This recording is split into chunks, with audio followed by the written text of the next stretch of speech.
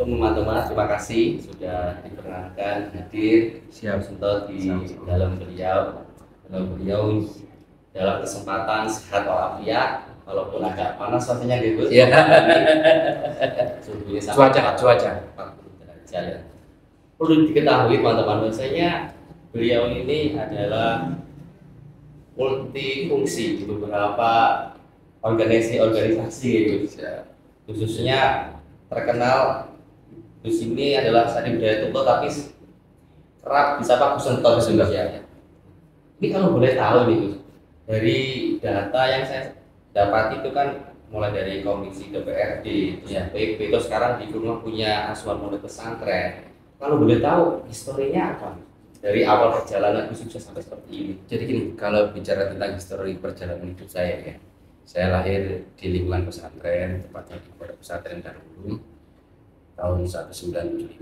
Setelah itu saya sekolah di sini juga, mulai tingkat SMI, kemudian SLTB, lalu untuk SLT-nya saya di SMA Negeri 2 Kediri, sambil mondok di Pondok Pesantren Lirboyo. Ya, setelah itu, kalau sesuai unit pendidikannya, jadi kita cuma 3 tahun di sana, kemudian saya kuliah di Teknik Industri ITS Surabaya. Itu sarjana dan magister di sana. Magisternya di sana, cuman antara sarjana dengan magister ini ada jenjang waktu. Ya. Itu kan dari sistem pendidikannya kan pindah-pindah gitu Gus ya. Nah itu awal mulai karir dalam berorganisasi sehingga bisa masuk ke DPRD, bisa masuk ke PP, itu awal gimana? Sebenarnya kalau bicara tentang DPRD atau organisasi ormas lainnya, itu awal mulanya mungkin agak jauh beda dengan kalian ya. Jadi kita waktu SLTB itu ada istilah OSIS. Ya. Di saat itu kita ada ketertarikan untuk nimbrung belajar berorganisasi dalam lingkup OSIS sekolahan. Cuman di saat kita di SLTA, saya ada sedikit down ya. Jadi artinya di saat itu harus milih antara akademis dan organisasi. Tuntutan orang tua akademis lah. Karena kan pengennya nanti setelah SLA bisa masuk universitas. Ya sebenarnya masalahnya tergantung kita bisa bagi waktu apa enggak. Cuman waktu itu memang saya tidak bisa bagi waktu, sehingga fokus ke akademis. Itu tadi perihal kita bagi waktu ketika sekarang kalian kan ada di AFKAP, terus ada di PP. Nah itu membaginya tuh waktunya apa tidak? Kalau sebenarnya begini ya, saya masuk organisasi itu sebenarnya bukan karena apa ya, jadi keinginan murni dari saya sendiri, karena terlalu banyak teman itu awal mulanya. Sehingga karena berteman banyak, sehingga jujur saja saat kita di partai, saat di SKPSSI maupun di Pemuda Pancasila atau di ISMU, itu kan kita melihatnya bukan karena kita kerja sendirian, artinya kita bareng sama teman-teman. Nah, untuk bagi waktu memang saya akui ini salah satu yang paling sulit buat kita ya, kalau kita punya jabatan yang double-double dan lain sebagainya. Saya jalannya mengalir aja, artinya mengalir itu selama saya mampu saya lakukan, saya kerjakan. Tapi satu sisi yang harus kita ingat, organisasi kita kan nggak sendirian, ya. Artinya di situ ada kita sebagai ketua, ada teman-teman kita sebagai sekretaris, bendahara, wakil dan lainnya ya. Nah, mestinya kita sadar itu. Sehingga saya yakin siapapun itu akan sanggup dan bisa bagi waktu dikira kita bicara organisasi itu bukan milik kita pribadi. Artinya di saat kita berhalangan, kita kan bisa mewakilkan kepada teman-teman kita. Di saat kita kesulitan berpikir, kita bisa ajak mereka bermusyawarah, nyari keputusan yang terbaik. Jadi mengenai itu dari yang sudah dari datanya Gus yang dari AFKA, ISMU, maksudnya saya menanyakan pertama kali terjun ke masyarakat dari organisasi itu atau kemana? Ke ISMU? Jadi saya awalnya itu ke HIPMI, Himpunan Pengusaha Muda Jombang itu awalnya. Dari itu akhirnya saya masuk ke Pemuda Pancasila, kemudian saya bersama teman-teman membangun ISMU Jombang, artinya meramaikan ISMU Jombang. Kemudian lanjut akhirnya saya ke Partai Politik. Setelah partai politik lanjut ke olahraga ya, Oh, iya. SK, PSSI maupun PKMI. Jadi ini salah satu orang yang perintis awal ISNU di Jombang gitu Gus. Sebenarnya enggak, saya enggak. Cuman kan waktu itu mungkin setelah agak vakum, kemudian kita bersama gus-gus yang lain bangun ISNU lagi. Begitu lagi. Jadi dulu pernah ada namanya pas di bawah meraba ada setak di situ. Ya, Terus dari Gus dan teman-teman ya sama gus-gus lagi. lainnya. Jadi kita berkolaborasi bangun ISNU lagi, dan alhamdulillah sampai sekarang ketuanya kan Gus Hanan. Gus Hanan. Tambah beras. Ini dari segala kesibukan Gus mengenai pesantren, terus ada di akad itu, boleh nggak sih Gus tahu kecil itu dari efektivitas membina keseluruhan itu gitu? Ya kan secara garis besar, mulai dari masjid misal ada permusalaan di akad itu ada pertandingan dan bisa datang, terus ada pengajian di pondok, itu efektivitasnya gimana? Jelas harus mengalah salah satu. Sampai dikorbankan gitu. Harus ada dikorbankan. Karena memang saya bukan tipe orang yang benar-benar bisa bagi waktu, sehingga saya kadang-kadang harus ada skala prioritas, mana yang harus saya prioritaskan. Yang sering terjadi kalah ya mungkin yang istilahnya tidak berhubungan dengan masyarakat. Kita repot kan kalau berhubungan dengan masyarakat, mereka sudah ngundang, sudah apa, terus kita kecewakan. Wah itu berarti yang berhubungan dengan masyarakat kita dahulukan atau tidak dulu? Iya, di masyarakat yang kita dahulukan. Ketika kita masuk dalam berorganisasi kan pastinya tujuannya kan berkembang.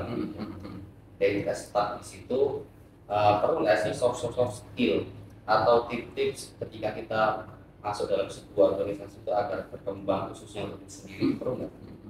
Ya saya melihat itu sangat perlu, sangat penting sekali buat kita ya.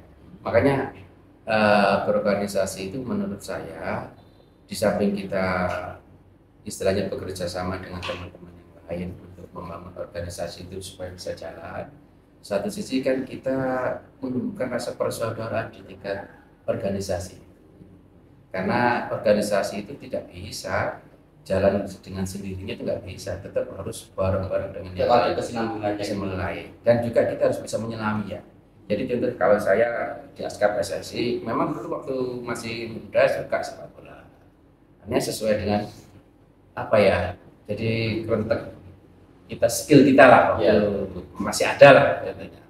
Terus juga kalau saya memimpin pemuda Pancasila, karena memang saya sering ada di jalanan dibanding gus-gus yang lain mungkin saya lebih sering nongkrong. Makanya lebih disapa bolonnya cacili gitu Gus ya. Kalau bolon cacili itu karena memang sudah lama sebenarnya. Jadi cara saya mendoakan orang tua ini kan dengan sedekah. Saat saya punya kelebihan rezeki, saya berikan kepada anak kecil. Itu cara saya mendoakan orang tua yang sudah almarhum. Nah pasti kan ada nih suka duka dalam ketika kita masih proses, khususnya ketika kita masih awal-awal kita ikut gabung dalam sebuah organisasi, itu boleh nggak sih ceritain itu suka dukanya ketika awal? Jadi gini, saya melihat organisasi itu kan bareng-bareng ya. Seringkali kita memang kurang apa ya, banyak suka dukanya itu di saat kita keputusan yang kita ambil ternyata tidak seirama dengan teman-teman yang lain.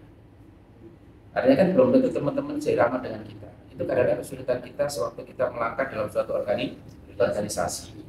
Dan itu bisa saja dengan komunikasi sebenarnya. Jadi saya yakin konflik-konflik yang ada yang muncul di organisasi itu ya kuncinya cuma di komunikasi. Selama kita bisa berkomunikasi dengan baik, saya yakin semua segala persoalan, kesulitan bisa kita selesaikan dengan baik. Itu tadi kan berupa suka duka yang kita harus berkesinambungan. Oke.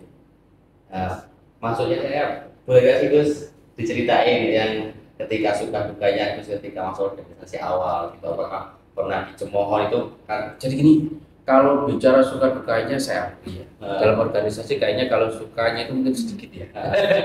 Dalam organisasi lebih banyak dukanya kayaknya organisasi. Karena kita harus bisa menyelami teman-teman sekitar kita. Kalau masalah dicemooh, wah itu wajar. Ya wajar. Wajar karena belum tentu keputusan kita bisa memuaskan semua teman-teman kita.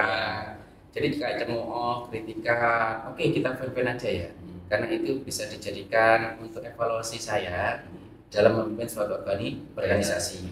Artinya mungkin mereka cara mengingatkan kepada kita dalam koridor yang berbeda. Ya. Kan bisa jadi ada yang mungkin langsung ngomong sama saya, atau mungkin ada yang langsung ke medsos. Ya. Ada lah seperti Ada seperti itu. banyak. Jadi kita harus menyadari lah. Cuman kadang-kadang orang-orang seperti itu tetap kita jaga pertemanan, karena mereka mungkin belum tahu cara mengungkapkan Ya. atau mengusulkan kritikan, saran dan lain sebagainya.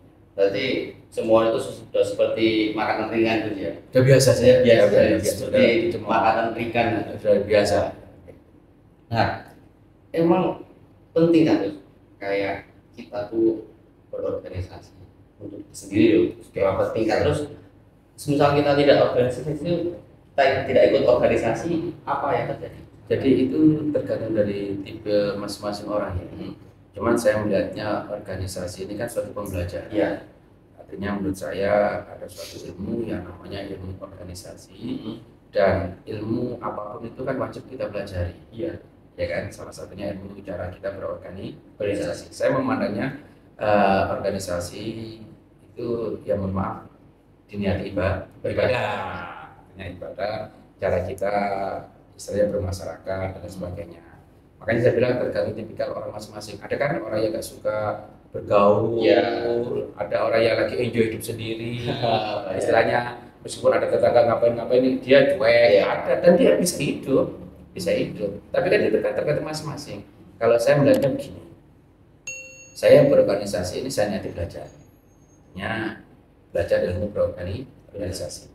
Di saat itu saya tahu, dan alhamdulillah dengan berorganisasi kita semakin tambah teman. Karena kadang-kala yang maaf organisasi itu seringkali muncul, ada dan berjalan karena persaudaraan yang ada di lingkup sesama pengurusnya dan sebagainya. Dengan sebagainya, banyaknya teman dan sebagainya itu memudahkan kita untuk ngatur sebenarnya. Nah, kadang dalam organisasi kan saya lihat khususnya karena di pengalaman saya di UPNU gitu Mas ya. Itu kan kadang yang berjalan hanya itu saja, itu persoalan gimana? Kalau itu saya melihat dari ya. Apa tadi?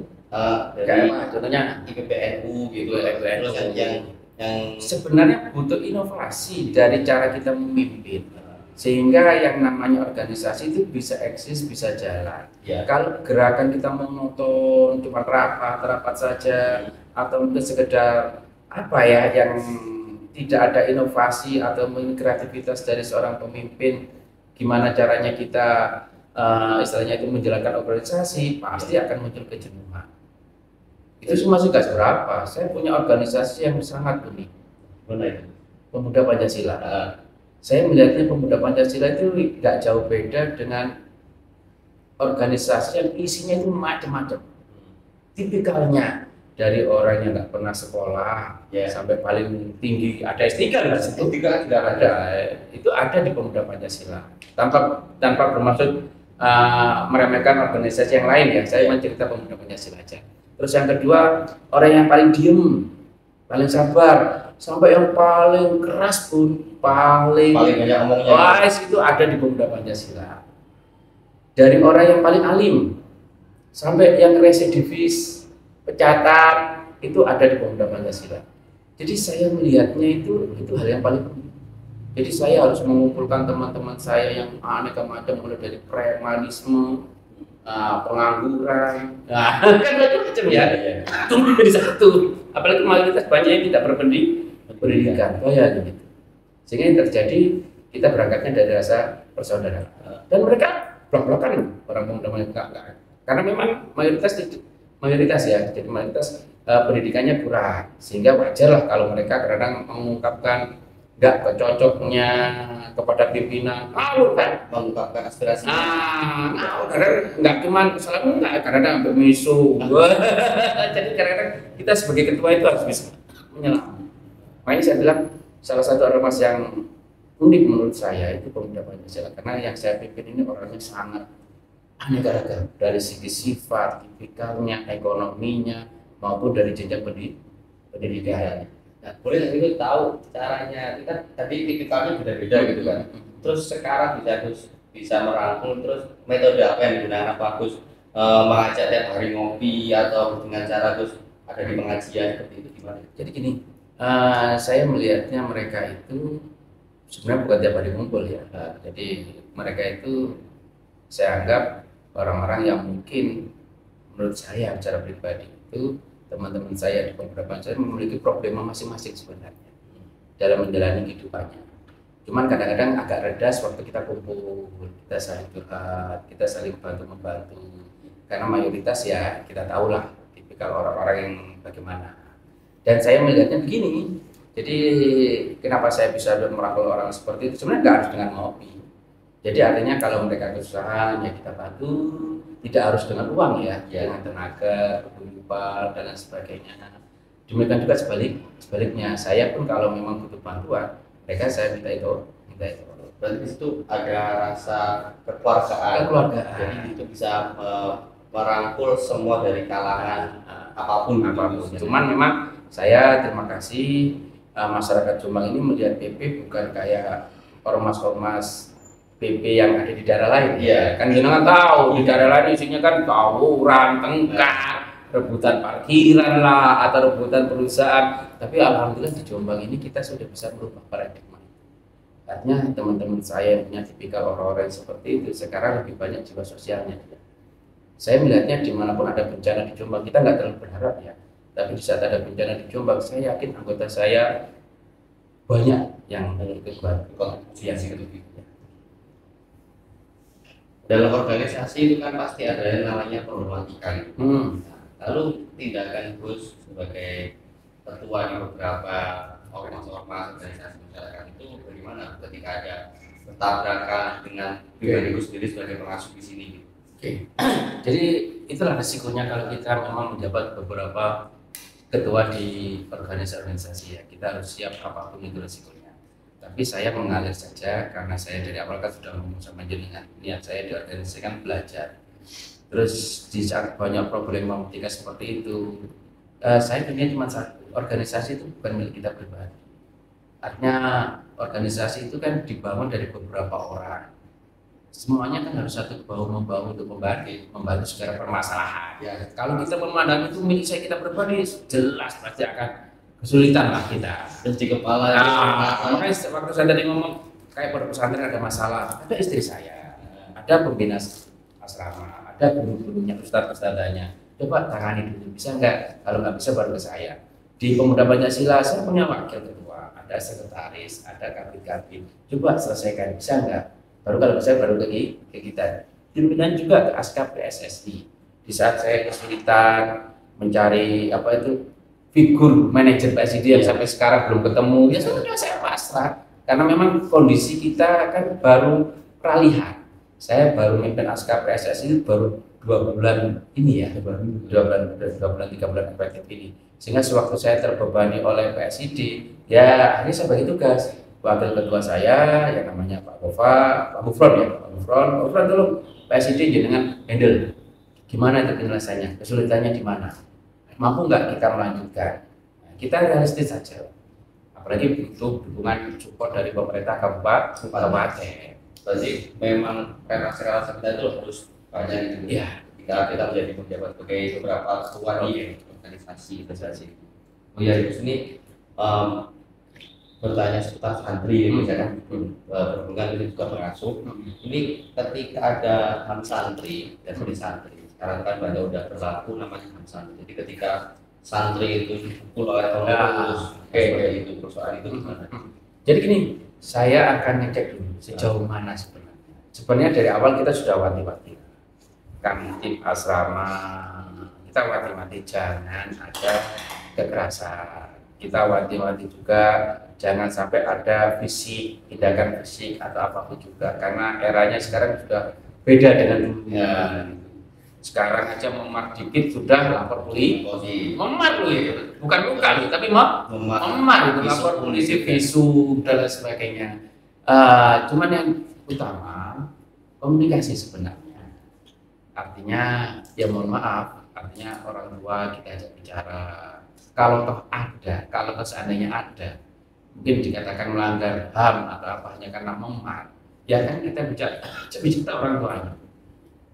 Artinya tadi karena buku atau karena alat atau apa, kadang-kadang kan masalah komunikasi aja saya melihatnya. Orang tua ada pelaporan dari anak berlebihan, Iya, benar. sejalan, itu seperti itu. Tapi mas sekarang zaman sulit sekarang kita didik anak itu. Karena jujur saja dalam hal interogasi mungkin ada teman-teman yang santai jadi ketua keamanan coba. Ya. Interogasi pakai ngomong itu anak sudah biasa lah ngeles, bohong ya kan ya. Itu memang dilematika kita itu di satu. Tapi sebenarnya semua ini bisa kita selesaikan pertama cara mendidik kita kepada anak-anak dan juga cara kita istilahnya komunikasi dengan para pimpinan yang ada di lingkungan pesantren, termasuk juga komunikasi dengan pihak orang tua, karena kadang-kadang orang tua terlalu dicampur juga dia sudah mulai banyak sekarang dia pondok-pondok pesantren. Dan ini Gus, ini yang terakhir ya, pesan-pesan untuk kaum generasi Z ini, khususnya para pemuda-pemuda di sana, untuk menumbuhkan semangat membangun Indonesia lebih maju. Jadi kan ada pepatah mengatakan bahwasanya sebuah negara itu bisa maju dari anak mudanya seperti itu. Nanti ada pesan-pesan yang perlu disampaikan. Saya percaya itu ya dengan kata-kata itu, karena itu saya berpesan pada para pemuda-pemuda tetap semangat membangun bangsa ini dengan lebih baik lagi, dengan cara kita harus ikut berperan. Artinya kalau memang ada dari teman-teman pemuda yang memiliki basic keahlian tertentu, kembangkan itu.